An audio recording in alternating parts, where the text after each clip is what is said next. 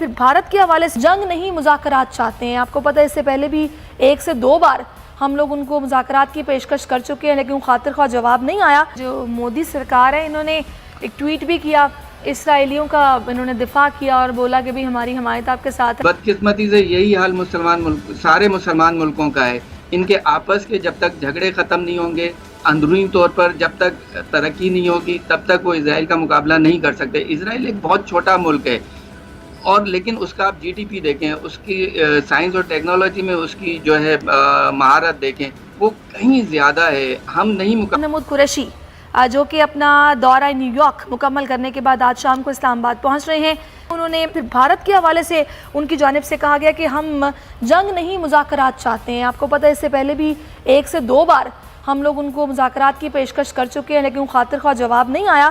اب ایک بار پھر سے مذاکرات کی پیشکش کر دی گئی ہے. ساری صورتحال کو کیسے دیکھ رہے ہیں آپ؟ نہیں, انڈیا سے تو آپ کسی بات کی توقع نہ رکھیں کیونکہ ٹھیک طریقے سے سوچنا کہ وہاں پر ہے ہی نہیں نا. ہمارے ہاں الوجیکل رویے ہوتے ہیں لیکن ان کو ریکنسیڈر کیا جاتا ہے.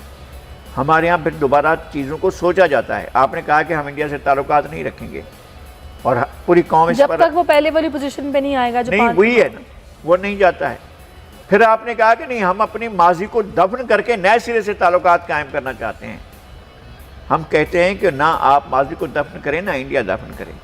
ہمارے ماضی کے اندر ایک مسائل رکھے ہوئے ہیں. کشمیر کا مسئلہ رکھا ہوا ہے, سرکریک کا مسئلہ رکھا ہے, سیاچن کا مسئلہ رکھا ہوا ہے, پانی کا مسئلہ رکھا ہے, دریاؤں کا مسئلہ رکھا ہے, ڈیموں کا مسئلہ رکھا ہوا ہے. اس سارے مسائل کو آپ لکھ کر رکھ لو کہ بھئی یہ ہماری میز پر رکھے ہوئے ہیں اور ہم ان پر بات کریں گے. اچھا چلو, یہ ہماری بات رکھے ہوئے ہیں, آؤ اب ہم آپس میں بیٹھ کر بات کرتے ہیں, دیگر ایشوز پر بھی بات کرتے ہیں. پھر آپ تجارت پر کرو, پھر آپ ٹریڈ پر کرو, پھر انڈسٹری پر کرو, پھر امبانی پر کرو, پھر متل پر کرو, پھر ڈاٹا پر کرو, پھر برلا پر کرو, پھر سیٹھ آدم جی پر کرو, سیٹھ داؤد پر کرو, پھر سیٹھوں پر کرو. بیٹھ کر اس طرح کی چیزیں کرو تو ٹھیک ہے. ڈونلڈ ٹرمپ نے تو ثالث بننے کی پیشکش بھی کر دی تھی اس معاملے پر, جو بائیڈن نے البتہ بھی کچھ نہیں کہا. نہیں, وہ تو بالکل انہوں نے تو سوچا نہیں تھا نا. نہ تو انڈیا نے نہ ہی پاکستان نے. دونوں نے یہ نہیں سوچا تھا کہ ٹرمپ جو ہے اگلی باری نہیں آئے گا, اور ٹرمپ کو جو ہے وہ سوچ رہے ٹرمپ آئے گا ہی آئے گا. ان کا یہ خیال تھا, ہماری اسٹیبلشمنٹ کا بھی یہی خیال تھا اور انڈین اسٹیبلشمنٹ کا بھی یہی خیال تھا کہ ٹرمپ آئے گا ہی آئے گا. لیکن ٹرمپ نہیں آیا, آ گیا جو بائیڈن. جو بائیڈن امریکہ کے بیسک جو پالیسی ہے اس کو تو چینج نہیں کرے گا. ایک امپیریلسٹ پالیسی ہے, سامراجی پالیسی ہے, غریب ملکوں کو دبا کر رکھنے والی پالیسی ہے, اسلامی ملکوں کے خلاف ایک تعصب کی پالیسی ہے. وہ امریکی اسٹیبلشمنٹ کی وہ رہے گی. آپ کو اپنے لیے کوئی جگہ بنانی ہوتی ہے کہ جناب ہم اس میں سے بچنے کا راستہ یہ نکالیں. اس کا راستہ کیا ہوتا ہے؟ آپ دوسری سپر پاورز کے ساتھ آپ کے تعلقات اچھے ہوں, روس کے ساتھ اچھے ہوں, آپ کے چین کے ساتھ اچھے ہوں, آپ کے فرانس کے ساتھ اچھے ہوں. یہ ایران نے کتنا جھگڑا ہے امریکہ کے ساتھ, لیکن فرانس کے ساتھ شاندار ہیں, جرمنی کے ساتھ بہترین ہے, اس کے دوسرے ملکوں کے ساتھ, چین کے ساتھ شاندار تعلقات ہیں, روس کے ساتھ اس کے تعلقات بہت بڑے ہیں, بہت زبردست تعلقات ہیں. تو آپ کے بھی تعلقات اس طرح سے ہونے چاہیے. انڈیا نے پہلے روس پر بھروسہ رکھا 50 سال تک, اب انڈیا نے جو ہے اپنا رخ موڑا اور امریکہ کی طرف کر لیا. اب اس نے چین کے ساتھ جو ہے جو پہلے تنازع تھا وہ اب بھی رکھا ہوا ہے.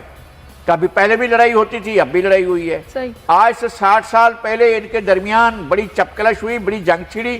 اس کے بعد آج بھی یہ جنگ کی پوزیشن میں, پچھلے سال پھر لداخ کا مسئلہ پیدا ہو گیا تھا, جہاں ان کو بڑی چماٹیں پڑی تھیں انڈینز کو. تو یہ وہ کھڑے ہوتے ہیں اس طرح سے کہ جناب اس کے ہیں تو ہم بے دام اسی کے ہیں. ہمارے ہاں بھی اس طرح کی ٹینڈنسیز موجود رہی ہیں. ہمارے لوگ بھی, اسٹیبلشمنٹ بھی بے دام غلام رہی ہے اور وہ ڈکٹیشن لیتے رہے ہیں. ایسا نہیں ہے کہ یہاں ہمارے یہاں سے ڈکٹیشن نہیں لی گئی, خطرناک قسم کی. اور یہ بھی نہیں کہ کسی ذاتی اس کے لیے کہ بھئی پاکستان کا عظیم تر مفاد ہے تو آپ سوچیں بھی ٹھیک ہے یہ بات مانتے ہیں. پاکستان کا عظیم تر مفاد ہے یہ بات مانتے ہیں, پاکستان کا عظیم تر مفاد ہے یہ بات بھی مانتے ہیں. لیکن جب پاکستان کا مفاد ہی نہ ہو, پاکستان کے خلاف بات جاتی ہو, ہمارے ہاں تو لوگ اس بات کو بھی مانتے رہے نا. دوسروں کی جنگ میں کودنا, دہشت گردی کو اکنامی بنانا, اور امریکہ چاہ رہا تھا کہ خوف ڈر کو اکنامی بنایا جائے, ہم اس کے ساتھ تالیاں بجاتے اس کے ساتھ مل گئے. تو یہ تو اس طرح سے نہیں چلتا. لیکن میرے خیال میں انڈیا ایک زیادہ خراب صورتحال کی طرف بڑھ رہا ہے, بہت ہی خراب صورتحال کی طرف. چلے سننے میں یہ آیا کہ یہ جو مودی سرکار ہے انہوں نے ایک ٹویٹ بھی کیا, اسرائیلیوں کا انہوں نے دفاع کیا اور بولا کہ بھی ہماری حمایت آپ کے ساتھ ہے. ہاں تو ٹھیک کیا ہے, خیر وہ اس کی اپنی جگہ پر جو بھی ہے, میں یہ کہتا ہوں کہ ایک اللاجیکل سوسائٹی جو ہے وہ ایک زمانے میں عہد جہالت میں پریویل کر سکتی تھی. ہم اس دور میں رہ رہے ہیں جو آپ کے اعداد و شمار کے مطابق پاکستان میں 90% لوگوں کے پاس یہ موبائل فون موجود ہے, انفارمیشن موجود ہے, آپ کے پاس سمارٹ فون موجود ہے, انڈیا میں بھی موجود ہے. ایک نئے دور میں جو بالکل ایک جدید قسم کا دور ہے, اس میں آپ کے 1000 سال 2000 سال 5000 سال پرانے تھرڈ کلاس تھرڈ ریٹ جو آپ کی ٹریڈیشن ہے وہ سروائیو کریں گی, وہ باقی رہیں گی؟ وہ باقی نہیں رہ پائیں گی, کچھ بھی نہیں باقی رہ پائے گا. اور ہم اگر مسلمان ٹھیک نہ ہوئے تو ہماری بہت سی چیزیں جو ہے وہ ایڈٹ ہو جائیں گی. اچھا, اب کرنا کیا چاہیے؟ اب اگر ہم short term mid term long term plans بنانا چاہیں کہ اسرائیل کو شکست دینی ہے, اور یہ OIC کنٹریز کے جو ممبرز ہیں, OIC کے جو ممبرز ہیں انہوں نے دینی ہے, جذباتیت کے ساتھ بھی دینی ہے, تحقیق کے ساتھ بھی دینی ہے, آگے بڑھنا بھی ہے, تعلیم کے میدان میں بھی دینی ہے, جو کتابیں بھی چھاپنی ہے, تحقیق بھی کرنی, بہت ساری چیزیں کرنی ہیں, تو کہاں سے شروع کریں, کیسے؟ دیکھیں, یہ تو ایک طریقہ ہے جو احتجاج ہو رہا ہے, لیکن شروع جو ہے وہ سب سے پہلے اپنے اندرونی حالات کو صحیح کرنا ہے. مسلم ممالک کو اپنے اندرونی طور پر جب تک مضبوط نہیں ہوں گے سیاسی طور پر اور معاشی طور پر, تب تک وہ آگے نہیں بڑھ سکیں گے. یہ تو ایک طریقہ ہے. دوسرا, آپس میں کوآپریشن. اب آپ دیکھیں جتنے بھی مسلمان ممالک ہیں ان کے آپس میں جو انٹر اسٹیٹ ڈسپیوٹس ہیں وہ کتنے ہیں. آپ مشرق وسطیٰ کی حالت دیکھ لیں, مسلمان ممالک ایک دوسرے کے خلاف برسر پیکار ہیں. سیکٹیرین ڈیوائڈ کتنی زیادہ ہے مسلمان ملکوں میں. تو جب تک آپ اس طرح سے اپنے آپ کو مضبوط نہیں کریں گے تب تک آپ جو ہے دشمن کا مقابلہ نہیں کر سکتے. یہ تو نہیں ہو سکتا. عرب ممالک کے ایشوز الگ ہیں, ان کا مائنڈ سیٹ الگ ہے.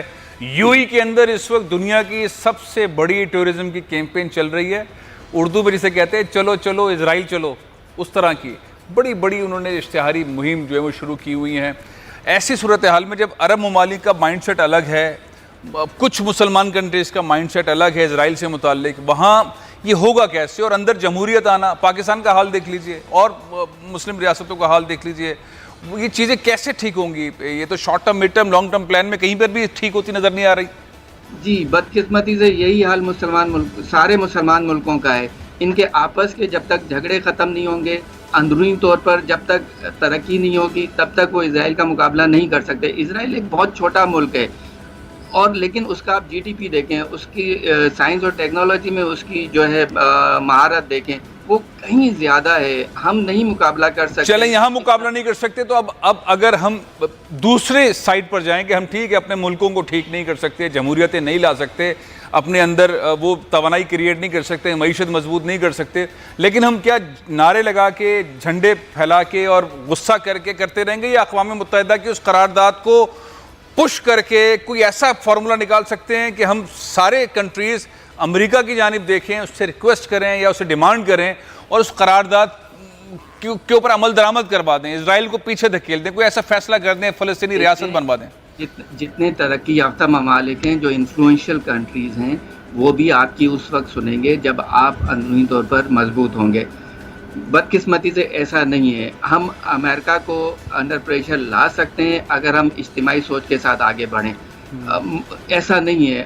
آپ نے خود واضح کیا کہ کچھ مسلمان ممالک جو ہیں وہ اسرائیل کے ساتھ اچھے تعلقات بنانا چاہتے ہیں, انہوں نے بنائے, انہوں نے ریکگنائز بھی کیا, کچھ کا پوائنٹ آف ویو ڈفرینٹ ہے. تو اس صورت میں آپ جب تک اجتماعی طور پر ایک سطح پہ نہیں آئیں گے تب تک آپ مسئلہ حل نہیں کر سکتے. آپ انفرادی طرز پر بھی کر سکتے ہیں, لیکن انفرادی طرز کے لیے آپ کو بہت لمبا عرصہ چاہیے.